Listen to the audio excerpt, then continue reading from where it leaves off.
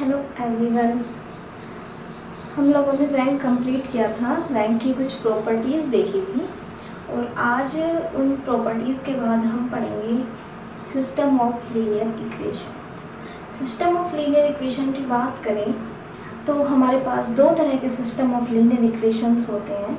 First एक homogeneous होता है, एक नॉन होमोजीनियस होता है। और यदि हम उनके सॉल्यूशन के बेसिस पे देखें कि किस तरह से होते हैं तो एक तो होता है कंसिस्टेंट और एक होता है नॉन कंसिस्टेंट। तो इसका हम एक चार्ट बनाते हैं, फिर उससे देखेंगे सिस्टम ऑफ लीनियर इक्वेशन और फिर वन बाय वन हम सॉल्व करेंगे विद एग्जाम्पल्स। तो देखिए आप,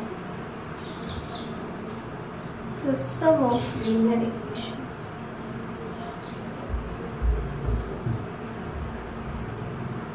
सिस्टम ऑफ लीनियर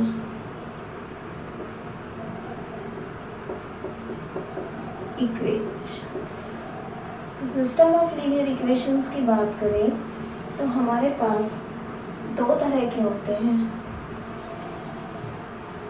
एक होता है होमोजीनियस, एक होता है होमोजीनियस सिस्टम। इस सिस्टम में क्या होता है, जो हमारे पास RHS का पार्ट होता है वो जीरो होता है, राइट हैंड साइड वाला पोर्शन जीरो होता है। और एक होता है नॉन होमोजीनियस सिस्टम।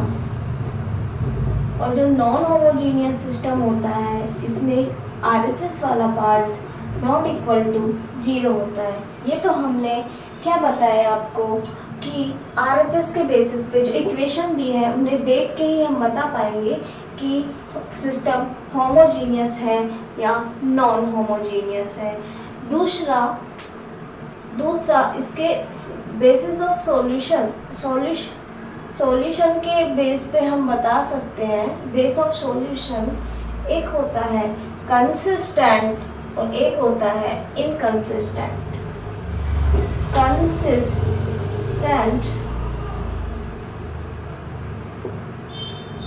और एक होता है नॉन कंसिस्टेंट। और कंसिस्टेंट क्या होता है, कंसिस्टेंट और एक होता है नॉन कंसिस्टेंट।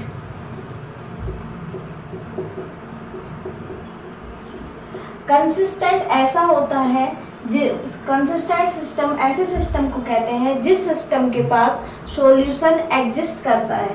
किसको कहते हैं, सॉल्यूशन, उस सिस्टम का सॉल्यूशन एग्जिस्ट करता है, हमें सॉल्यूशन मिले।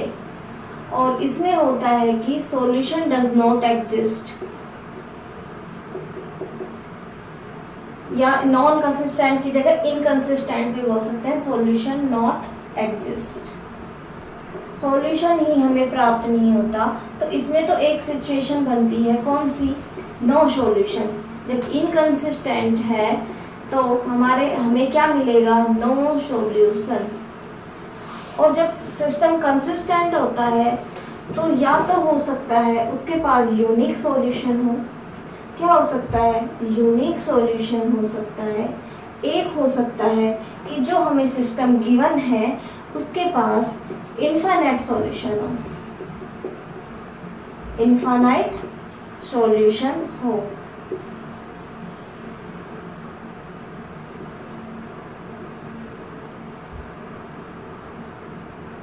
इस टाइप से होता है। और होमोजीनियस RHS जीरो है, non homogeneous RHS non zero है। और सॉल्यूशन के बेसिस पे हम कह सकते हैं कंसिस्टेंट और नॉन कंसिस्टेंट या इनकंसिस्टेंट। कंसिस्टेंट मतलब उसके पास सॉल्यूशन एग्जिस्ट करता है जिसके दो पार्ट है, यूनिक सॉल्यूशन मिल सकता है हमें और इनफाइनाइट सॉल्यूशन मिल सकते हैं। इन नॉन कंसिस्टेंट में होता है कि सॉल्यूशन डज नॉट एग्जिस्ट करता है और नो सॉल्यूशन जैसी हमारे पास कंडीशन आती है। इस चार्ट को ड्रॉ कर लीजिए।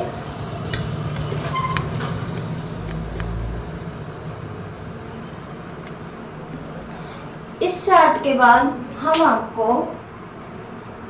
बताते हैं कि किस तरह से हम दो सिस्टम्स पे काम, दो इक्वेशंस हमें दी हैं और किस तरह हम काम करेंगे। फिर इसके बाद हम n इक्वेशंस पे जाएंगे, दो के बाद धीरे धीरे।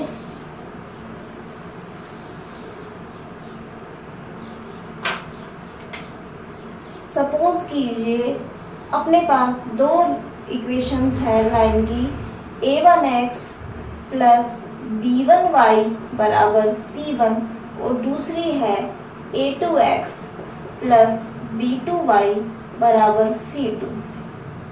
तो इसके सॉल्यूशन की यदि हम बात करें, इसके सॉल्यूशन की बात करें तो देखिए इसके फर्स्ट केस में क्या होता है। फर्स्ट केस में क्या होता है कि जो a1 अपॉन a2 है उसका रेशियो b1 अपॉन b2 के रेशियो से यदि मैच ना करे, a1 अपॉन a2 का रेशियो b1 अपॉन b2 के रेशियो से मैच ना करे, यदि हमें दो इक्वेशंस दी हैं और a1 अपॉन a2 का रेशियो b1 अपॉन b2 के रेशियो, a1 a2 और b1 b2 क्या है, x और y के कॉन्फिशिएंट है इक्वेशंस में। तो यदि ना करें तो हम इस कंडीशन से हम कह सकते हैं कि हमें unique if and only if हमें ये जो दोनों इक्वेशन दी हुई हैं इन दोनों का क्या मिलेगा, यूनिक सॉल्यूशन। क्या मिलेगा, यूनिक सॉल्यूशन मिलेगा इन इक्वेशंस का। सेकेंडली हमारे पास कंडीशन हो सकती है a1 अपॉन a2 का रेशियो b1 अपॉन b2 के रेशियो से मैच हो जाए और इसके साथ साथ ही c1 upon c1 upon c2 के रेशियो से भी मैच हो जाए। c1 और c2 क्या है, राइट हैंड साइड के कॉन्सेप्ट। यदि ये रेशियो तीनों के तीनों मैच हो जा रहे हैं, रेशियो तीनों के बराबर है, तो ये कंडीशन हमें बताती है क्या होता है, इनफाइनाइट सॉल्यूशन। Infinite solution. और थर्ड कंडीशन हमें कहती है यदि a1 अपॉन a2 का रेशियो b1 अपॉन b2 के बराबर हो जाए लेकिन c1 अपॉन c2 का रेशियो इन दोनों के रेशियो से मैच ना करे तो हमारे पास क्या कंडीशन आती है, ये होता है नो सॉल्यूशन की कंडीशन आती है, यानी कि सॉल्यूशन एग्जिस्ट नहीं करता, सॉल्यूशन एग्जिस्ट नहीं करता। अब ये हमें क्या बता रहा है, इसे हम एक तरह से और रिप्रेजेंट कर सकते हैं। किस तरह करेंगे, डिटर्मिनेंट की फॉर्म में। हमने चूंकि मैट्रिक्स ही पढ़ा है और हम मैट्रिक्स का जनरलाइज करना चाह रहे हैं तो हम इसे मैट्रिक्स की फॉर्म में लिखेंगे। हम इन इक्वेशंस को किस तरह लिख सकते हैं, इन दोनों इक्वेशन को कंबाइंड फॉर्म में मैं लिख सकती हूँ। देखिए a कोई कैपिटल X बराबर B, मैंने इस तरह लिख दिया, ठीक है। यहाँ पे a क्या है, a है a1 a2 b1 b2। x क्या है, यहाँ लिखते हैं x क्या है, x है x और y। And capital of b क्या है, ये है c1 c2, ठीक है। अब जब इन दोनों का रेशियो बराबर नहीं है तो मैं इस कंडीशन के लिए क्या कह सकते हैं, जब रेशियो बराबर नहीं है तो हम कह सकते हैं कि डिटर्मिनेंट ऑफ ए या डिटर्मिनेंट ऑफ ए, और इसे हम रिप्रेजेंट कर रहे हैं डेल से, del is not equal to 0। इसका मतलब यही हुआ ना। और इन दोनों में जब ये दोनों रेशियो सेम आ रहे हैं तो इन दोनों कंडीशन में हम कह रहे हैं कि डिटर्मिनेंट बराबर 0 है। जो ए का डिटर्मिनेंट है जिसे हम डेल से रिप्रेजेंट कर रहे हैं, ए का डिटर्मिनेंट 0 है। कि आप डिटर्मिनेंट निकाल के देखिए, कंडीशन होल्ड कराइए, डिटर्मिनेंट 0 आ जाएगा। और जब ये कंडीशन होल्ड नहीं होगी तो डिटर्मिनेंट नॉन ज़ीरो आएगा।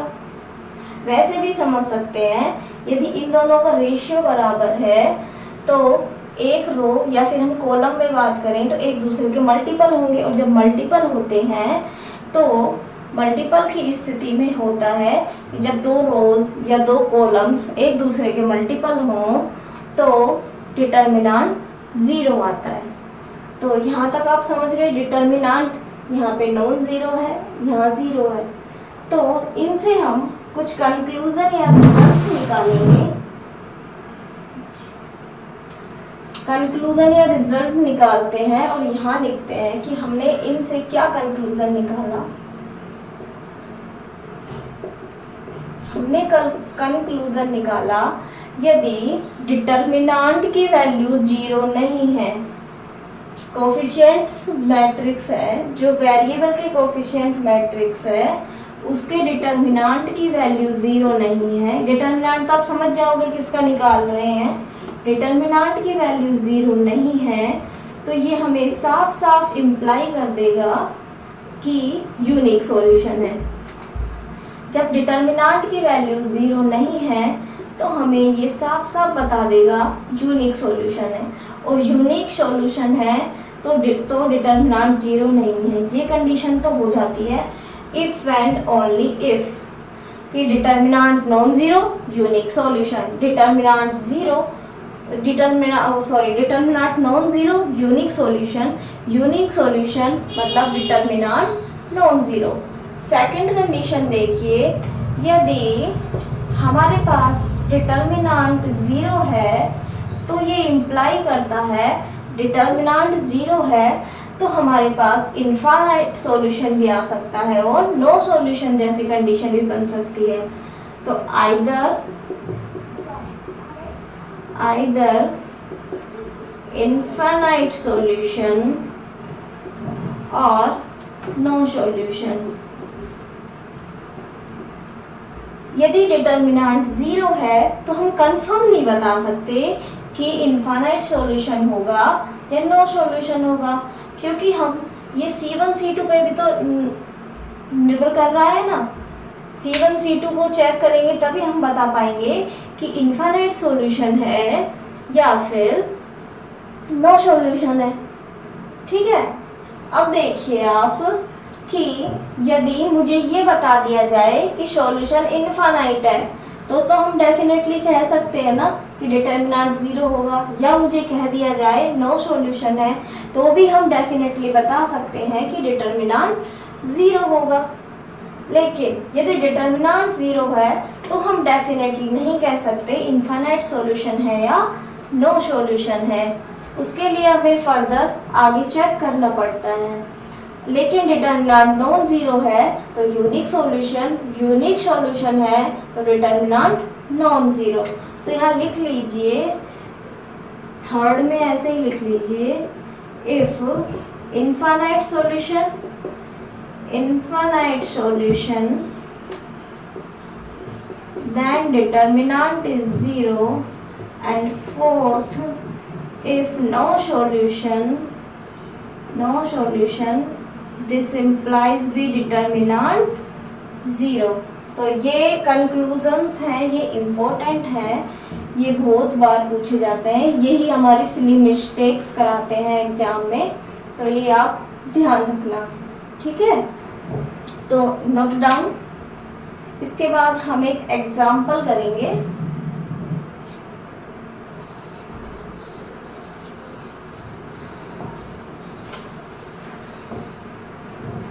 अभी तक हमने डिटर्मिनेंट दो इक्वेशंस के लिए ही चेक किया है या सीखा है, तो हम एक दो इक्वेशंस वाला एग्जाम्पल करते हैं।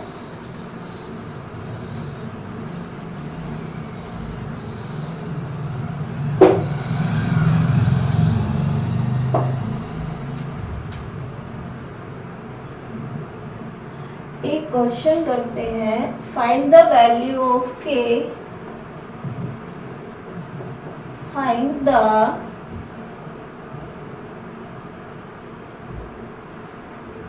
Value of k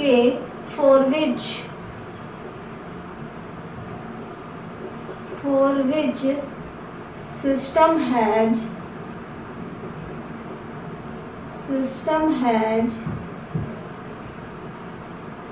no solution. System has no solution.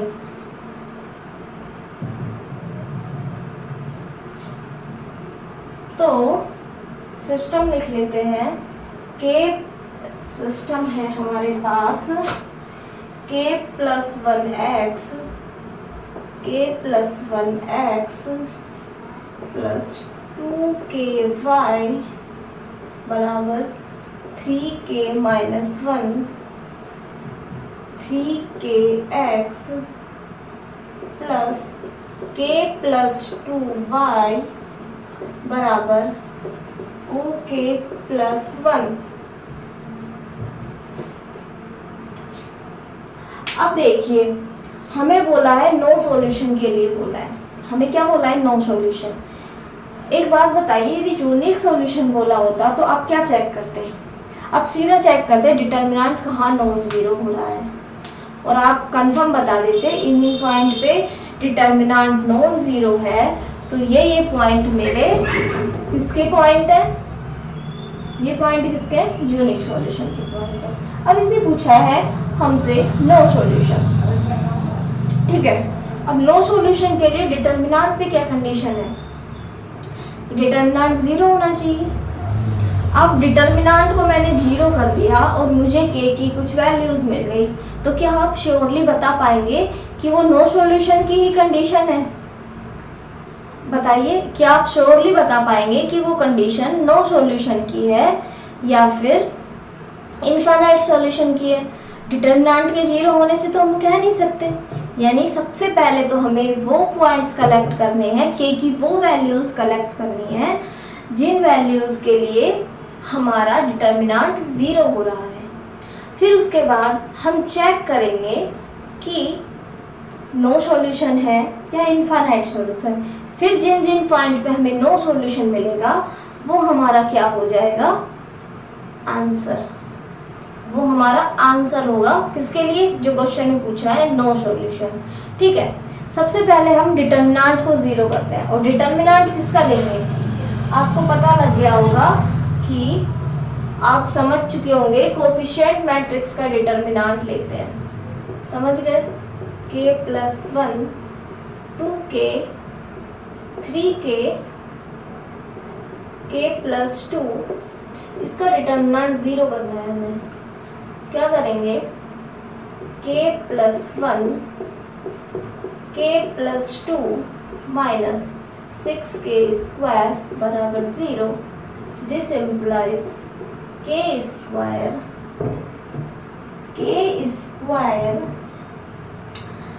Plus 3k plus 2 minus 6k square is equal to 0। This implies 5k square minus 3k plus 2 बराबर 0। अब हम ये इक्वेशन को सोल्व करेंगे और k की वैल्यूज निकालेंगे। ये क्या हो गई, सेकेंड डिग्री इक्वेशन है, द्विघात समीकरण है हमारे पास, श्रीधराचार्य से भी निकाल सकते हैं। चलो उसी से सॉरी ये -2 आएगा ना, हमने माइनस से, तो k की वैल्यू क्या आ गई, श्रीधराचार्य सूत्र लगा लेते हैं, minus b plus minus under root b square minus 4ac minus minus plus 4 into 5 20 और ये हो गया इंटू 2 40 बाई 2a यानी 10। This value 3 plus minus 7 by 10, this is 1 और कोमा -4/5 यानी कि माइनस का 2/5। दो वैल्यूज आ गई। अब डिटर्मिनेंट की वैल्यू हमारे पास 2 पे 0 आ रही है। कहाँ पे, एक तो k बराबर 1 पे और आ रही है एक k बराबर -2/5 पे। अब ऐसा भी हो सकता है कि दोनों पे नो सॉल्यूशन आए, या हो सकता है दोनों पे ही नो सॉल्यूशन ना मिले, इनफाइनाइट सॉल्यूशन मिले, या हो सकता है किसी एक पे नो सॉल्यूशन मिले, किसी एक पे इनफाइनाइट सॉल्यूशन मिले। हमने पहली कंडीशन सेटिस्फाई कराई कि डिटर्मिनेंट को 0 किया। अब इसके बाद हम चेक करेंगे कि किस पे हमें नो सॉल्यूशन मिलता है या नहीं मिलता है। तो इसके लिए क्या करेंगे, के की जो वैल्यू है वो हमें गिवन इक्वेशंस में पुट करेंगे और फिर चेक करेंगे। सबसे पहले मैं के बराबर 1 लेती हूँ। मैंने क्या लिया, के बराबर 1।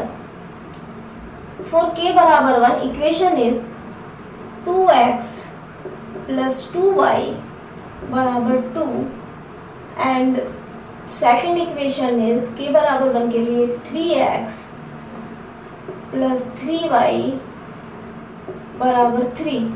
दैट इज, यहाँ पे हम चेक करते हैं a1/a2, डायरेक्ट लिखते हैं a1/a2 बराबर b1/b2 बराबर c1/c2।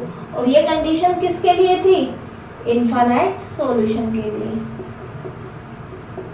किसके लिए थी, इनफाइनाइट सॉल्यूशन के लिए। अब हम सेकंड के की वैल्यू -2/5 इसे चेक करते हैं। अब हम फिर से -2/5 को इसमें पुट करते हैं। -2/5 का क्या बना गया इक्वेशन, 3/5x माइनस का 4/5y प्लस इज इक्वल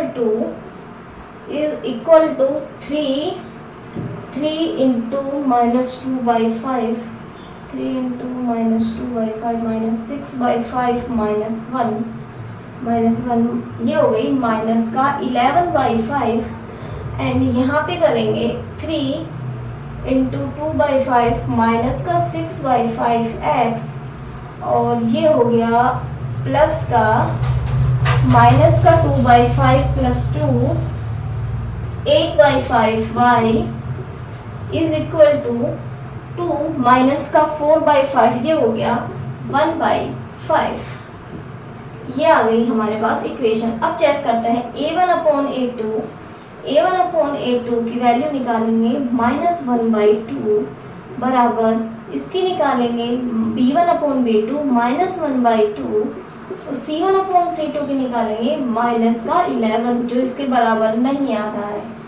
ये जो दो a1/a2 b1/b2 का रेशियो है, ये रेशियो c1/c2 के रेशियो के बराबर नहीं आ रहा है, तो ये कंडीशन हो जाएगी नो सॉल्यूशन की। ये कंडीशन किसकी हो गई, नो सॉल्यूशन की। तो हमसे पूछा था find the value of k for which system has no solution, that is system has no solution. तो हमें क्या पता लग रहा है कि k की वैल्यू क्या आ रही है, k की वैल्यू आ रही है -2/5। इसके लिए हमें नो सॉल्यूशन मिलेगा।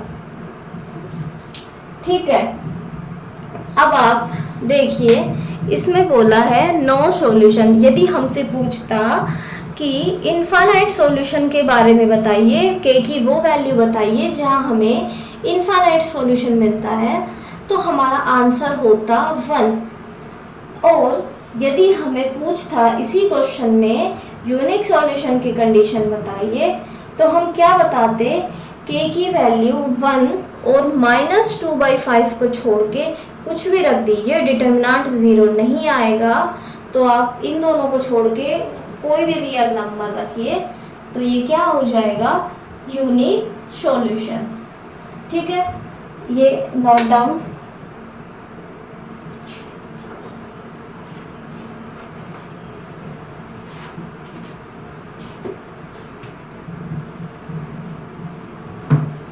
अभी आपने जो इक्वेशंस लिखी थी, दो इक्वेशंस, आपने लिखा था a1x प्लस b1y बराबर c1 और सेकंड इक्वेशन लिखी थी a2x plus b2y plus c2। तो हमारे पास c1 और c2 साइड में एक्स्ट्रा थे, सामने RHS में थे। तो इसका मतलब ये जो हम इक्वेशन सोल्व किए थे, जो हमने सोल्व की थी इक्वेशन, वो कौन सी इक्वेशन थी? वो इक्वेशन थी हमारी नॉन होमोजीनियस। और हम आगे एक होमोजीनियस सिस्टम पे बात करेंगे। दो इक्वेशंस होगी, उसमें C1 और C2 ज़ीरो होंगे, तो फिर क्या इफेक्ट होगा, फिर हम नो सॉल्यूशन और इन्फिनिट सॉल्यूशन में कैसे डिफरेंस करेंगे। या ऐसा हो सकता है कि नो सॉल्यूशन की कंडीशन होएगा, हो सकता है ना कि नो सॉल्यूशन जैसी पॉसिबिलिटी ना हो होमोजीनियस में, तो वो देखेंगे अब अपन। तो ये नोट डाउन हो गया होगा।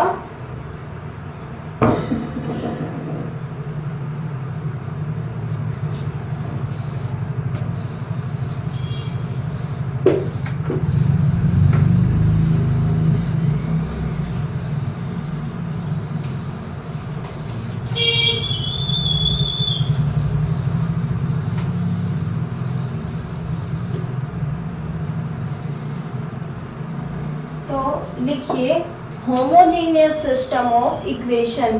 क्या लिखेंगे? होमोजीनियस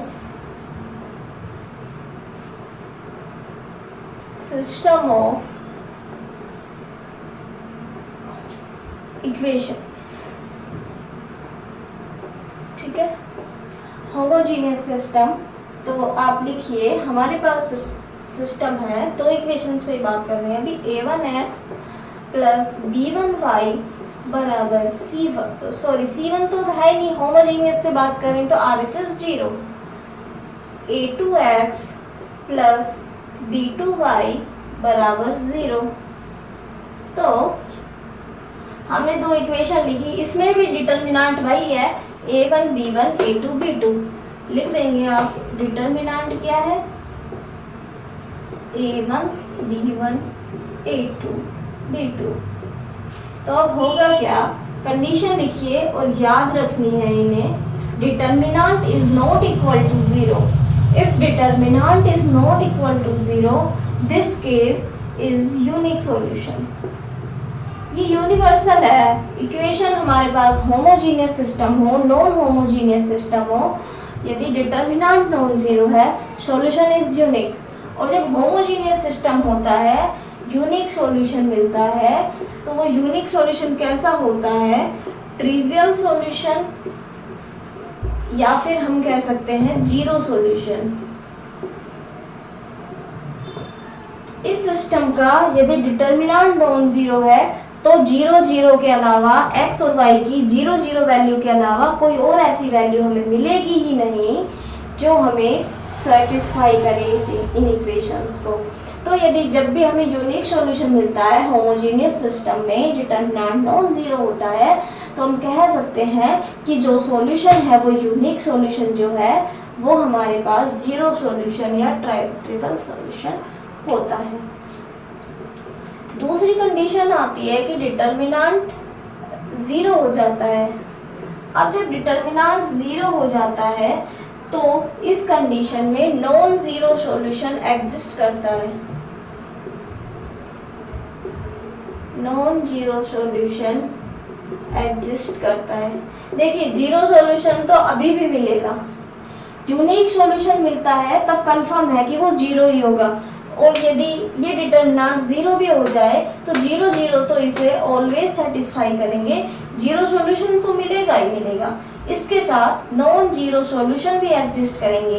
अब आप देखिए जब जीरो जीरो सॉल्यूशन इसके पास हमेशा ही है तो नो सॉल्यूशन जैसी कंडीशन तो गायब, यहाँ पे नो सॉल्यूशन तो होता ही नहीं है। तो ये कंडीशन क्या बताती है हमें कि नॉन जीरो सॉल्यूशन जब एग्जिस्ट कर रहा है तो हम कह सकते हैं ये इनफाइनाइट सॉल्यूशन मिलेंगे हमें। क्या मिलेंगे? इनफाइनाइट सॉल्यूशन मिलेंगे। और इस जब नॉन जीरो सॉल्यूशन एग्जिस्ट कर रहा है, इसे हमने ट्रिवियल बोला है, तो नॉन ट्रिवियल भी एग्जिस्ट करेंगे। Non trivial solutions exist. ठीक है, तो होमोजीनियस सिस्टम ऑफ इक्वेशन क्या कहता है कि नो सॉल्यूशन जैसी हमारे पास कोई कंडीशन ही नहीं है, क्योंकि जीरो जीरो जो ट्रिवियल सॉल्यूशन होता है, जीरो सॉल्यूशन होता है, वो तो ऑलवेज सेटिस्फाई करता ही है। अब हमें सिर्फ ये देखना है कि नॉन जीरो सॉल्यूशन भी एग्जिस्ट कर रहे हैं या नहीं कर रहे, और उसके लिए हम डिटर्मिनेंट चेकआउट करते हैं। यदि डिटर्मिनेंट नॉन ज़ीरो है तो ओनली जीरो सॉल्यूशन ही रह जाएगा यूनिक, और यदि डिटर्मिनेंट ज़ीरो है तो हमें इनफाइनाइट सॉल्यूशन भी मिलेंगे। ये आप ध्यान रखिए।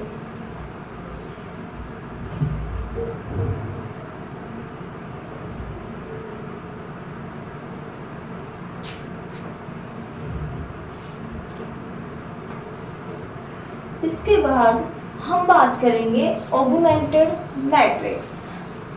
नाम सुना होगा, लास्ट लेक्चर में आपने पढ़ा भी होगा ऑगमेंटेड मैट्रिक्स। मेरे पास n इक्वेशंस हैं। ऑगमेंट मैट्रिक्स बना तो कितने भी इक्वेशंस के लिए सकते हैं। पहले हम n इक्वेशंस और n वेरिएबल्स के लिए ही बात करते हैं। ऑगमेंटेड मैट्रिक्स लिखते हैं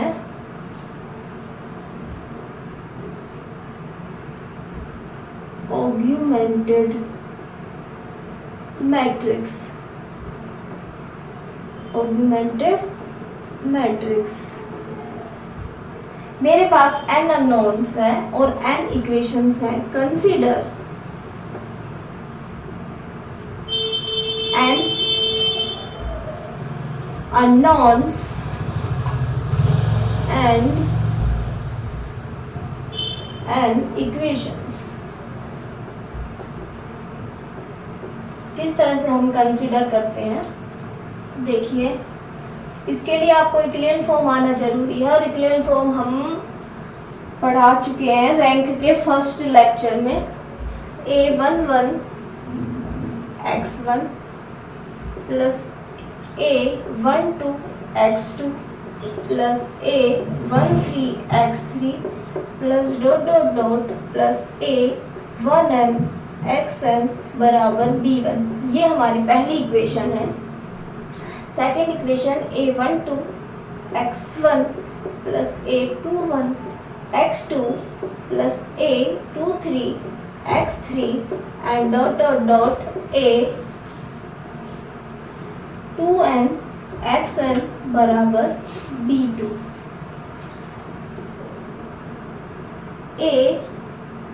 an1 x1 plus an2 x2 plus dot dot dot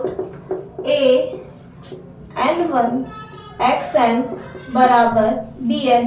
ये हो गई हमारी n equations and n unknown. Unknowns are x1 x2 x3 xn and ये सब हमारी इक्वेशंस हो गई। और ये सब हमें नोन होगा जब हमें सिस्टम दिया होगा a11 a12 और ये b1 b2 bn, ये सब हमें इक्वेशन दी होगी तो वहां पे कोई ना कोई नंबर ही होंगे। तो ये हमारे पास नोन है, ये नंबर्स। तो हमारे पास n अननोन्स है और n इक्वेशंस है। अब इनका ऑगमेंटेड मैट्रिक्स कैसे लिखते हैं? सबसे पहले तो ये देखिए ऑगमेंटेड मैट्रिक्स को रिप्रेजेंट कैसे करते हैं, और ऑगमेंटेड मैट्रिक्स का होता क्या है। ए बी इस टाइप से लिखेंगे, या A B is called augmented, is called augmented matrix, augmented matrix. और इसे लिखिए कैसे, ए बी इस तरह से लिखते हैं। ये होगा ऑगमेंटेड कैसे, a11 a12 a1n a21 a22 a2n an1 an2 ann, sorry n1 लिख दिया था यहाँ पे, nn। और इस तरह से लाइन बना के हम लिखते हैं b1 b2 bn। ये n बाई n का, तो ये रोज तो n ही है और कॉलम्स कितने हो जाते हैं इसमें, n+1 कॉलम्स, एक कॉलम ये बढ़ गया ना n+1। यहाँ पे तो यदि हम इसे ax बराबर b की फॉर्म में लिखते, ax बराबर b की फॉर्म में लिखते तो a होता n क्रॉस n का, x होता b n क्रॉस 1 का एंड b भी होता n क्रॉस 1 का। यहाँ पे जो ऑगमेंटेड मैट्रिक्स है उसमें एक कॉलम ऐड कर देते हैं हम, कौन सा, राइट हैंड साइड वाला, और इसका ऑर्डर हो जाता है n क्रॉस n+1 और ये हमारा कहलाता है ऑगमेंटेड मैट्रिक्स। ऑगमेंटेड मैट्रिक्स जब हम निकाल लेते हैं तो इसके बाद हम इसकी हेल्प से सिस्टम के क्या निकालते हैं, हम सिस्टम के सॉल्यूशन पे बात करते हैं कि सिस्टम का सॉल्यूशन कैसा है। अब किस तरह से चेक करेंगे हम, ये आपको देखना है। आपने इक्लियन फॉर्म पढ़ी है,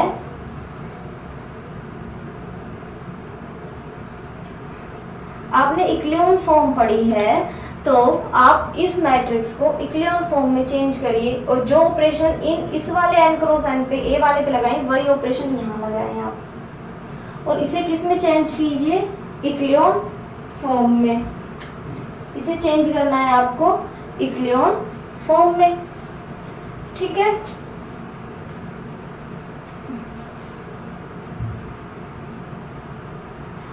आप इस पे क्या करेंगे, इक्लियन फॉर्म में इसे चेंज करेंगे कुछ रो ऑपरेशंस लगा के, और चेंज करने के बाद हमारे पास कुछ इस टाइप से मैट्रिक्स आ जाएगा और उसको हम केस बाय केस लिखते हैं।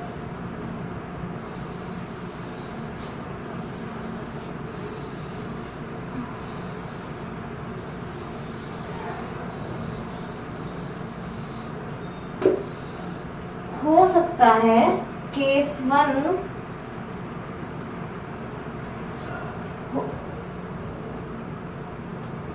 हो सकता है केस 1 ऐसा आए, जब मैं इसे इक्लियन फॉर्म में करूं तो कुछ इस टाइप का मुझे मिले। फर्स्ट रो तो सेम ही मिलेगी,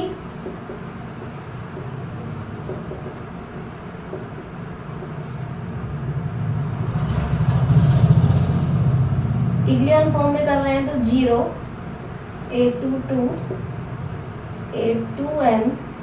a2n नहीं लेंगे हम, ये हो सकता है हम माइनस करने के बाद एंट्रीज चेंज हो गई, C2n और ये कुछ बन गया हमारे पास C2, और हम फर्दर करते रहे, सब में ऐसे चेंज करते जाएंगे, तो हो सकता है लास्ट रो मुझे 0 0 मिल गई और इससे पहले एक इसमें मिलती गई और ये मिले dn। अब केस फर्स्ट ऐसा हो सकता है कि जो रैंक ऑफ ए है, रैंक ऑफ ए कौन सी, ये वाले की n क्रॉस n की, ये कम हो जाए। अब हम इसकी ये कम हो जाए किससे, rank of A augmented B से। और किस तरह चेक कर रहे हैं आप देखेंगे, कब हो सकती है, यदि ये इसमें तो रो नीचे कोई भी 1 2 रो क्या हो जाए, 0 हो जाए, और इसमें उसके बराबर में यहाँ पे क्या मिल जाए, जैसे ये dn क्या हो जाए, non zero. dn non zero हो गया तो जब a ऑगमेंटेड b की बात करेंगे तो ये क्या हो जाएगा, एक रैंक इसकी बढ़ जाएगी यदि ये 0 नहीं है। तो यदि रैंक इसकी रैंक a की रैंक पूरे a ऑगमेंटेड b की रैंक से कम हो जाती है, जब ये रैंक कम हो जाती है तो हमें मिलता है केस, कैसा केस मिलेगा, नो सॉल्यूशन में मिलेगा। हमें क्या कंडीशन मिलेगी, नो सॉल्यूशन, नो सॉल्यूशन की कंडीशन मिलेगी, ठीक है। पहला केस, जब हमारे पास a की रैंक इसकी रैंक a ऑगमेंटेड b की रैंक से कम मिलती है तो हम क्या कहते हैं, नो सॉल्यूशन है, ठीक है। सेकंड केस इसी में बनाते हैं। सेकंड केस, यदि यहाँ पे C1 और ये कुछ, यहाँ पे भी यदि कुछ 0 आ जाए और जो नॉन ज़ीरो एंट्रीज है इन रोज की वो सेम आ जाए लास्ट में। ये DN 0 है, नॉन ज़ीरो है, वो एक अलग मैटर है, इससे कोई मैटर नहीं है। यदि हमें ऐसे मिल जाए लास्ट में पूरे 0 0 0 तो क्या होगा? और यदि मैं केस ऐसा मानूं दोनों की रैंक बराबर हो गई, A की रैंक और A ऑगमेंटेड B की रैंक यदि बराबर हो जाती है और साथ ही साथ इनकी जो रैंक है वो n से कम हो जाती है। क्या हो जाती है? n से कम हो जाती है। अब देखो A और A ऑगमेंट, आप ये समझिए A और A ऑगमेंटेड B की रैंक में क्या रिलेशन हो सकता है? या तो A की रैंक A ऑगमेंटेड B की रैंक से कम होगी या बराबर होगी। A की रैंक इससे बड़ी तो नहीं हो सकती क्योंकि हम इसमें एक A में एक कॉलम ही तो ऐड कर रहे हैं। हो सकता है वो कॉलम हमें इसकी रैंक को बढ़ा तो सकता नहीं है वो, क्योंकि A ऑगमेंटेड B भी क्या है? n क्रॉस n+1 का है। तो इसकी मैक्सिमम रैंक भी n हो सकती है, इसकी मैक्सिमम रैंक भी n हो सकती है। हो सकता है दोनों की रैंक बराबर हो और हो सकता है कि इसकी रैंक कम हो इसकी ज़्यादा हो। ये पॉसिबिलिटी तो है क्योंकि हम एक ये एक्स्ट्रा कॉलम जोड़ रहे हैं, लेकिन एक्स्ट्रा कॉलम जोड़ के हम किसी मैट्रिक्स की रैंक कम नहीं कर सकते, बढ़ा सकते हैं रैंक को। ठीक है ना? तो पहली जब हमने कंडीशन देखी कि A की रैंक A ऑगमेंटेड B यानी ऑगमेंटेड B से A की रैंक कम थी तो हमारे पास नो सॉल्यूशन जैसी कंडीशन थी। अब रैंक दोनों की बराबर है। अब जब रैंक दोनों की बराबर है और यदि n से कम है तो यहाँ होंगे इनफाइनाइट सॉल्यूशन। इनफाइनाइट सॉल्यूशन क्योंकि यहाँ से साफ साफ दिख रहा है A का डिटर्मिनेंट 0 तो है, A का डिटर्मिनेंट नॉन ज़ीरो नहीं है, 0 है। पहली वाली कंडीशन में भी दिख रहा था कि डिटर्मिनेंट 0 नहीं है, नॉन ज़ीरो है A का डिटर्मिनेंट, तो यूनिक सॉल्यूशन तो बनता ही नहीं है। अब भी इस कंडीशन में भी कह रहा है A की रैंक n से कम है तो डिटर्मिनेंट तो A का 0 है। ये कंडीशन हमें क्या बताएगी? यदि इन दोनों की रैंक बराबर है, इनफाइनाइट सॉल्यूशन। और तीसरी कंडीशन कि मेरे पास कुछ ऐसा एक आ जाए DN n और यहाँ तो फिर कुछ भी हो उससे कोई फ़र्क नहीं पड़ता क्योंकि जब एक रो में ये नॉन ज़ीरो हो जाता है तो इसके 0 होने से कोई फ़र्क नहीं पड़ेगा। और यदि ये रैंक n के बराबर हो जाती, ये रैंक n के बराबर ही हो जाती, A की रैंक n है और उसमें यदि मैं ऑगमेंटेड मैट्रिक्स में क्या करते हैं, एक कॉलम ऐड किया तो रैंक n से तो कम नहीं होगी और ना बढ़ा तो ये सकता नहीं है, वो कम होगी नहीं। तो रैंक n के बराबर है यानी डिटर्मिनेंट A का नॉन ज़ीरो है, तो ये बताता है हमें यूनिक सॉल्यूशन। ये हमारा केस थर्ड है। यहाँ पे ये वाली जो एंट्री है DN n ये नॉन ज़ीरो है, ध्यान रखें इक्लेवन फॉर्म में। तो हमारे पास ऑगमेंटेड मैट्रिक्स आया AB और एक मैट्रिक्स है A। सबसे पहली कंडीशन जब A की रैंक A ऑगमेंटेड B से कम है, नो सॉल्यूशन। जब दोनों की रैंक बराबर है लेकिन n से कम है, दोनों की रैंक बराबर है लेकिन n से कम है तो इनफाइनाइट सॉल्यूशन। और यदि A और A ऑगमेंटेड मैट्रिक्स दोनों की रैंक बराबर है और n के बराबर है तो ये हमें बताता है यूनिक सॉल्यूशन।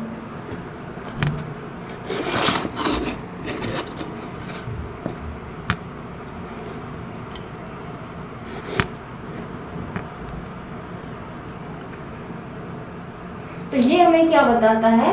यूनिक सॉल्यूशन बताता है। तो यहाँ तक आप नोट डाउन कीजिए और हम एक क्वेश्चन करते हैं और उस क्वेश्चन से हम तीनों समझ लेंगे। ठीक है, एक क्वेश्चन से हम तीनों केसेस को समझेंगे कि कहना क्या चाह रहे हैं।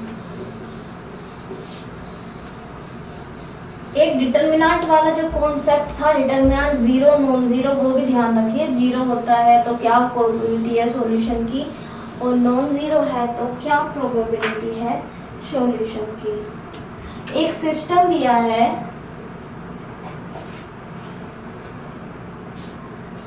एक क्वेश्चन है, एक सिस्टम दिया है x plus y plus z बराबर 6, और सेकंड दी है x plus 2y plus 3z बराबर 10। यदि हमें दो इक्वेशन दी हो तो हम जो पहले मेथड पढ़ा है उससे निकाल सकते हैं, और थर्ड दी है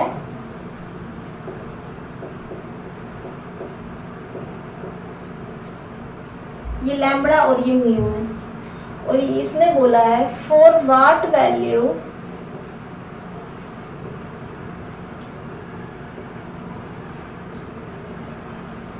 of lambda and mu given system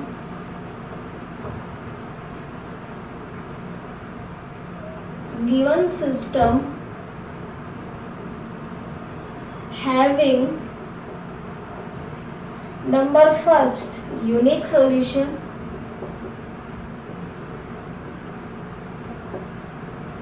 number second infinitely many solution,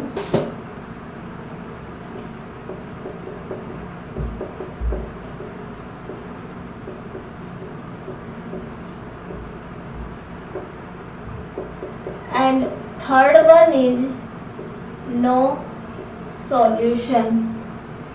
तो ये क्वेश्चन है हमारे पास, for what value of lambda and mu given system having unique solution, infinite solution और नो सॉल्यूशन। तो हम ऑगमेंटेड मैट्रिक्स की हेल्प से निकालते हैं। किस तरह से निकालेंगे? सबसे पहले हम लिखेंगे A ऑगमेंटेड B। क्या हो गया? A augmented B 1 1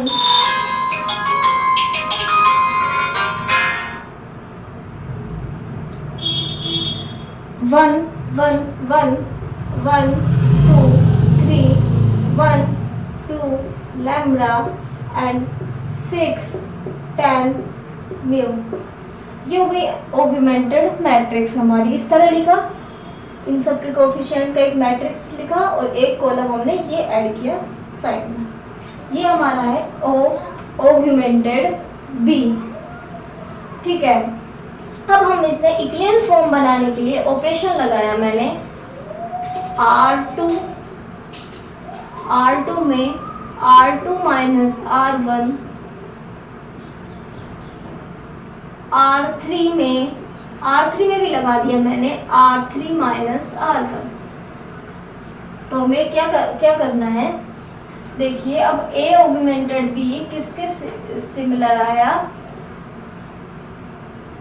1 1 1 6 0 1 2 0 1 lambda minus 1, और यहाँ पे 10 minus 6 4 and mu minus 10 is mu minus